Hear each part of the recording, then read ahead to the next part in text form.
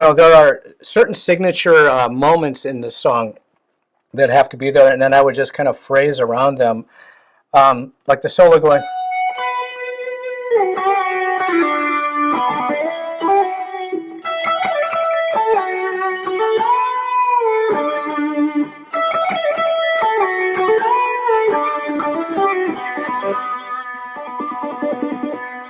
Now, I don't remember exactly how Steve played that, but I know there was similar.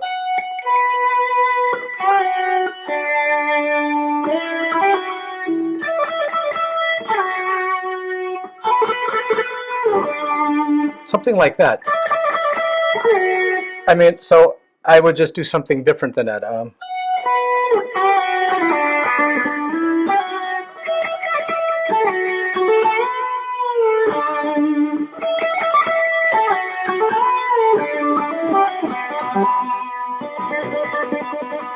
But those riffs are all taken from his actual notes, but I'm just kind of phrasing around them the way it feels comfortable to me. You know, but there's so many things, and these are all melody.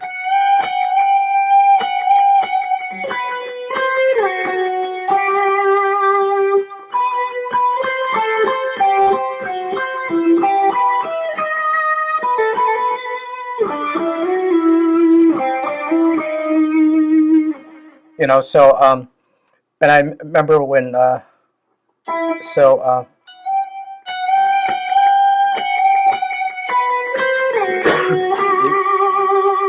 know, he would always do that.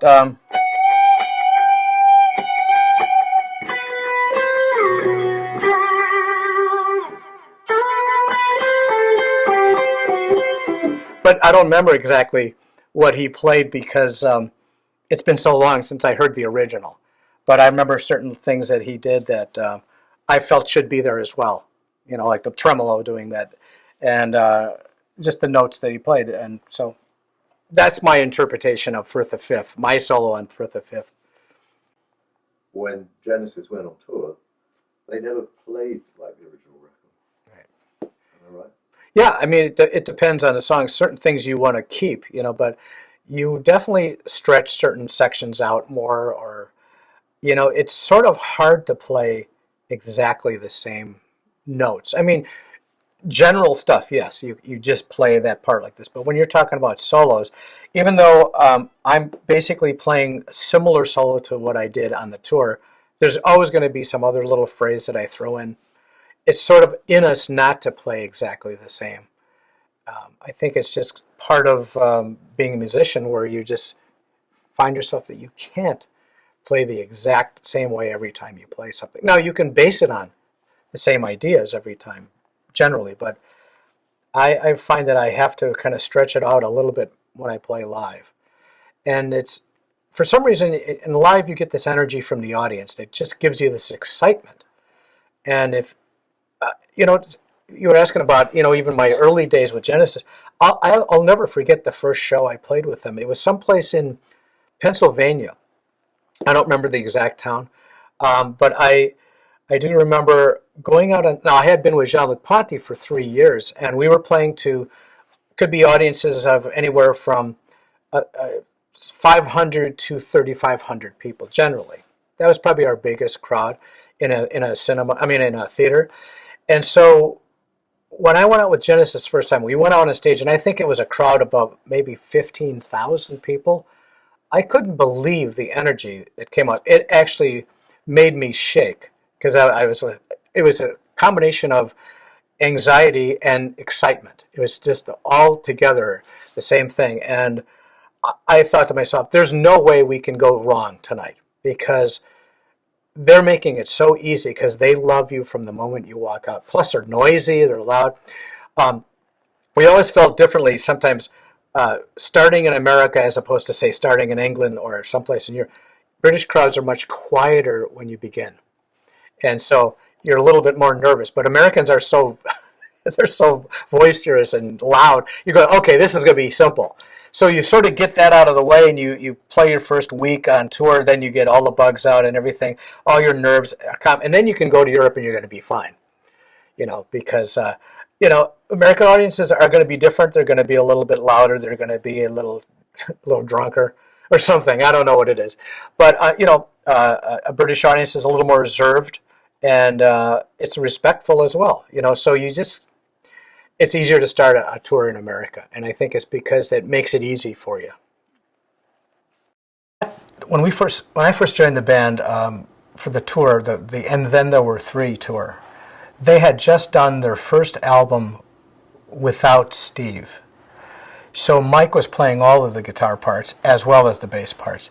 So I knew at that point, just by the things he was talking about, that I'd be playing bass on those songs. So in the beginning, it was just very much, I'm just going to be playing bass on the new material.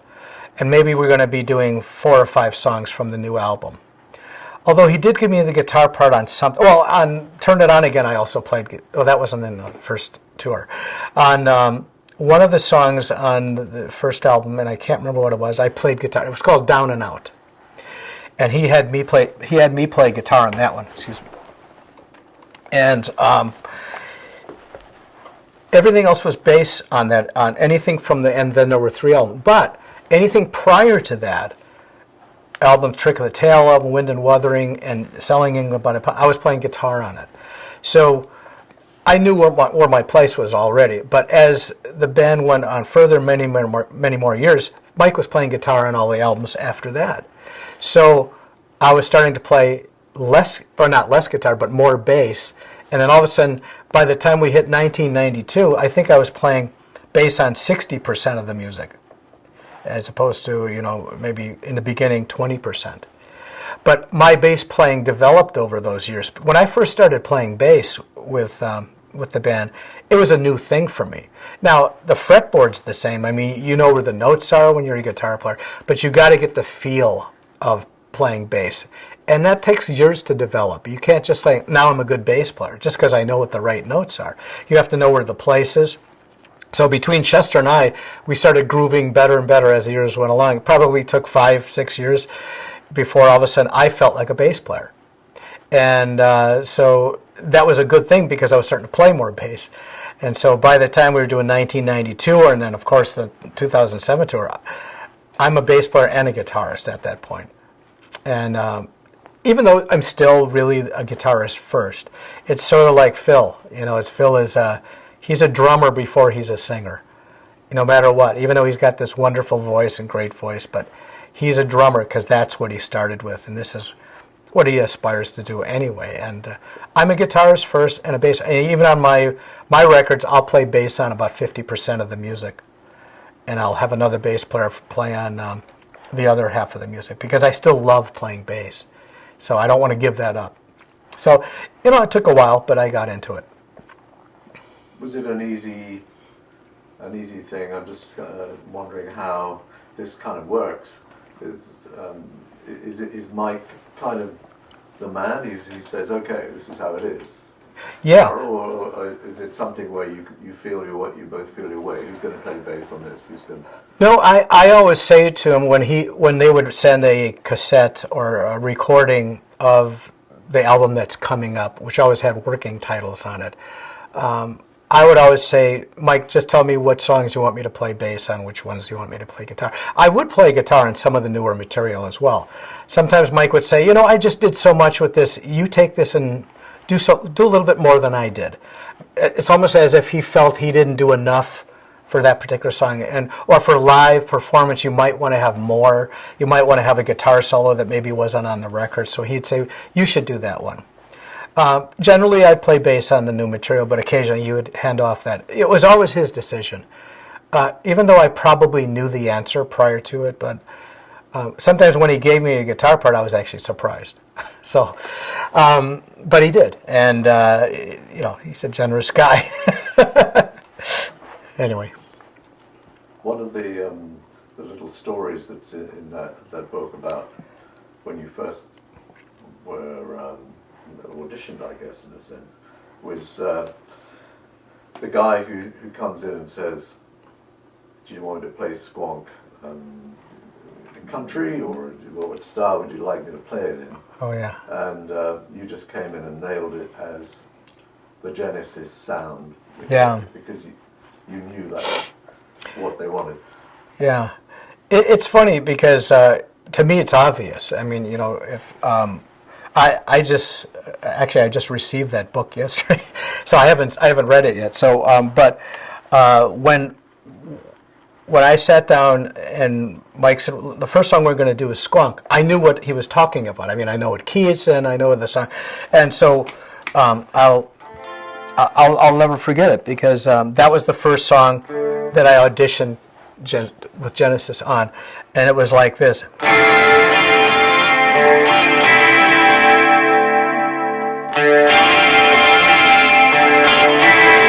This is my part.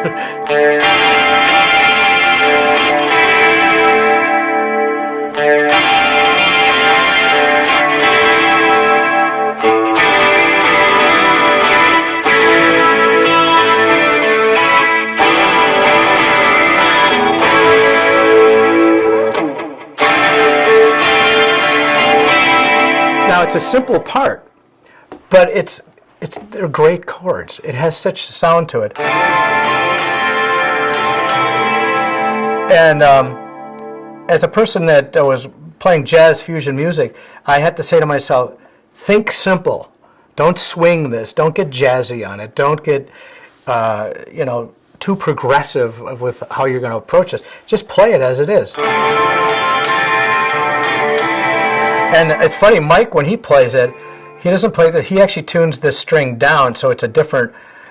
He plays everything that way. For some reason, the E string is a low D, is a step down a D, and he comes up with different parts because of that. It makes you play differently.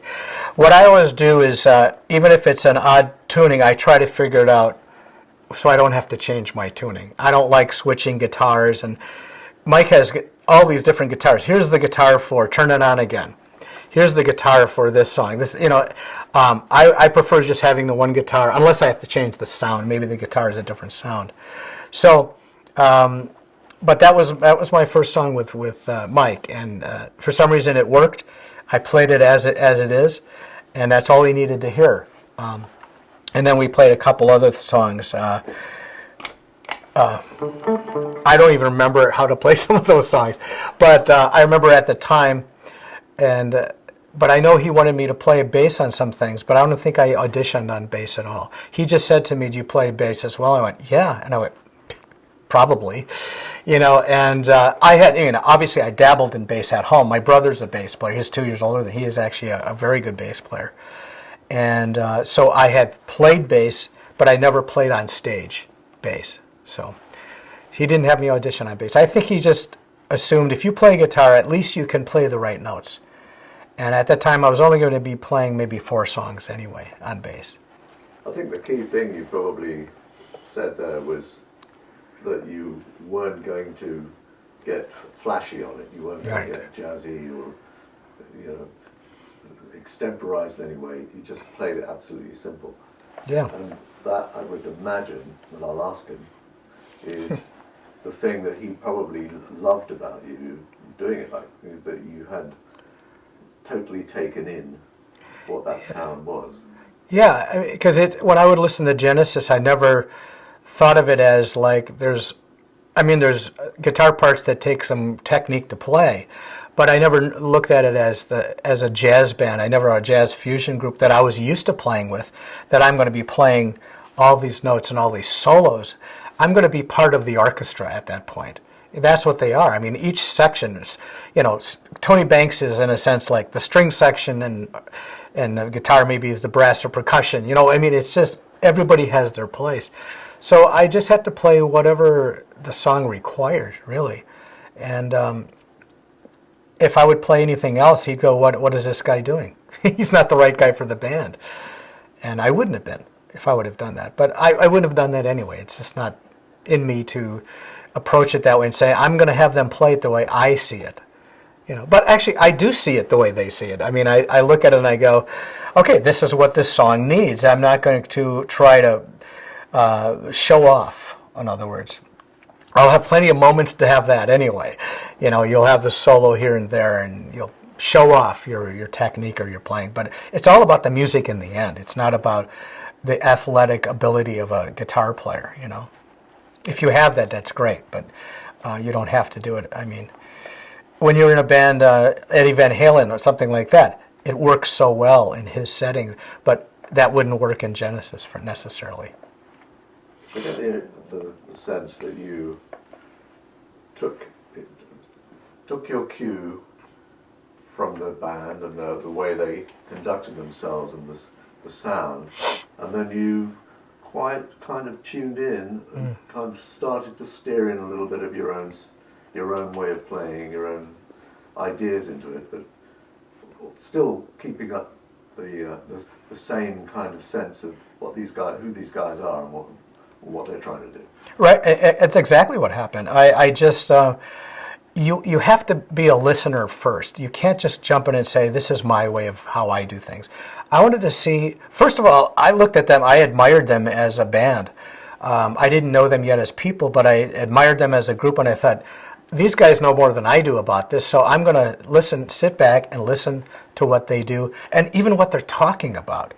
And it seemed very obvious to me what my position would be as a musician, as a guitarist, and it's not going to be as a flash player. I don't think of myself as one anyway, but I think that I also have to sit down and listen to Steve's playing and say what was his part in this, and but it's I think once you get there, you can see it. And you just go, okay, there's no big egos going on here, that's for sure. I noticed that about these guys. And everybody was very genuine and very, like family-oriented kind of people. So I felt pretty comfortable from the start, even being from another country. It can be a little overwhelming sometimes, and I had to, even though we both speak the English language, it's a very different language, and so I had to listen a little bit more tentatively to see what they're actually going for, because they had their own, in a way, when a band has been together as long as they had their own language anyway. It's not even British, or it's just the Genesis language, and they sort of know what each other is thinking before they even say it. They have this kind of telepathic way of talking to each other, and I'm sitting there going, what are they? I don't get it. And me and Chester would look at each other and go, well, whatever, we'll find out.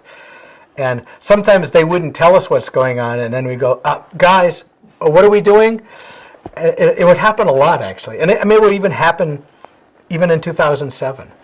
They'd kind of the three of them would get together and come back and expect that we know what they're talking about, or what they were just talking about, but we weren't even there. They didn't do that out of disrespect. They just didn't think about it. They're in their own world anyway. It's kind of a nice world to be in. But anyway, it's always been kind of that way, and kind of a fun way of communicating. Where they were kind of saying, well, we thought Daryl was so interesting because he could play so fast that we thought we'd try him out in the cage. Oh, really? And in a sense, I thought that's really interesting, because they're kind of taking on what you do well and sort of choosing a track or selecting this. They've decided they understand now what you can bring. Oh, that was nice of them. I just kind of, but at the same time, Steve had already played something kind of similar. I mean, obviously his was the original part, but what he was playing wasn't something that I played. He has a certain technique called hammer-on playing, but I chose to play more of like single, that kind of thing. I don't remember exactly my part, but it was that kind of thing. And those chords.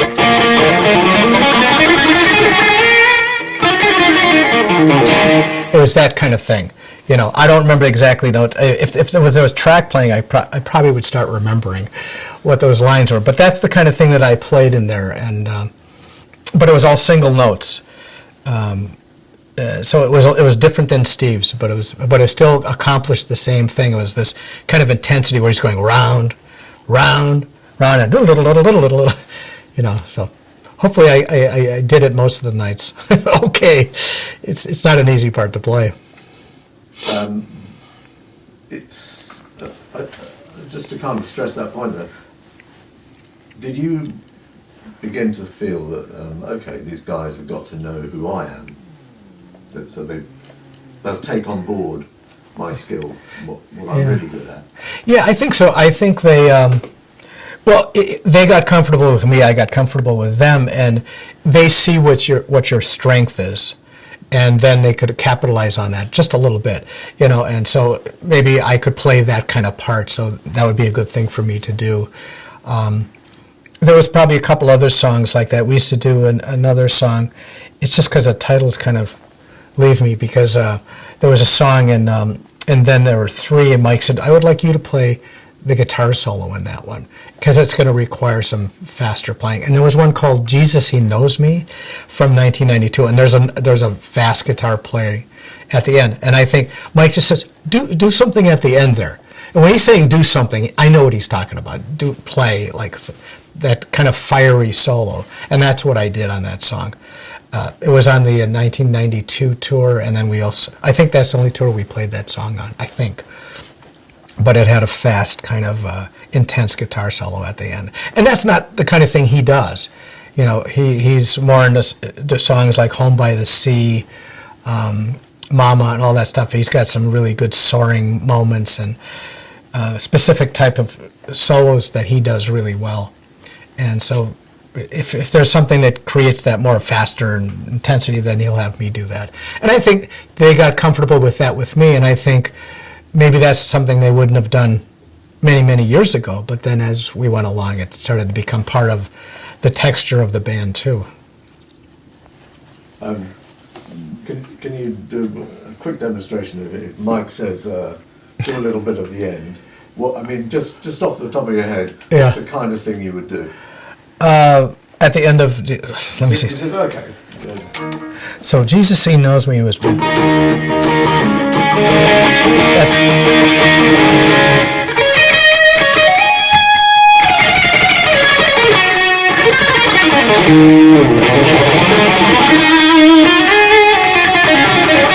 Just that kind of thing, just behind that kind of.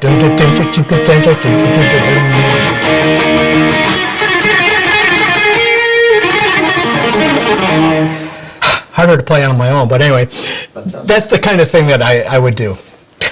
I mean, not all the notes are going to be fast, but you build up to that moment. It's just funny. Brilliant. When we actually got together to do the 2007 tour, I don't know if you know this, but we actually got together almost a year prior to that. We all got together in New York for I think for 2 weeks to see if they even wanted to do a tour. How would this work? Or do we still have it? Does this still work? And I remember the first day we rehearsed, and all of a sudden, after we had just taken our first break, I noticed Mike, Tony, and Phil walked over to the manager and were starting to talk about the tour.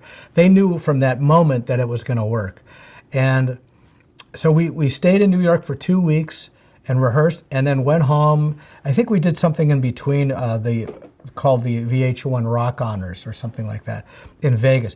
But then we didn't do anything for the longest time, and then we finally got together, I don't know if it was over 6 months or a year later, and actually rehearsed over in Switzerland and Lausanne, around where Phil lived, and did a couple weeks of rehearsal of just band. Then we went into Brussels and rehearsed with the full stage setup for a couple weeks, and then from there on did the whole tour. But it's funny how they weren't sure they wanted to even do it, or wasn't sure, does the band still work? And that's why they rented out a rehearsal space for 2 weeks in New York, and right away it was working. And it's funny, it had been 14 years. And it's funny how Mike and I decided to get together the first morning that we were there and have breakfast. We were at the Peninsula Hotel, and we were having breakfast just as our tradition. This is what we always did. And we started there, and then every morning from that point on, and then Tony Banks would join us. We'd always get together for breakfast. It's a nice thing. It's kind of like a family reunion as opposed to just a band reunion. And Everybody in the band seems like brothers to me and we don't see each other very often, but it's funny how we can get together and it's like we haven't been apart. Instead of 14 years, it felt like 14 months, maybe. You know, not like this long period of time that we hadn't seen each other. So it was a really nice time to get together and just see if the band worked. Does it gel still? And it did.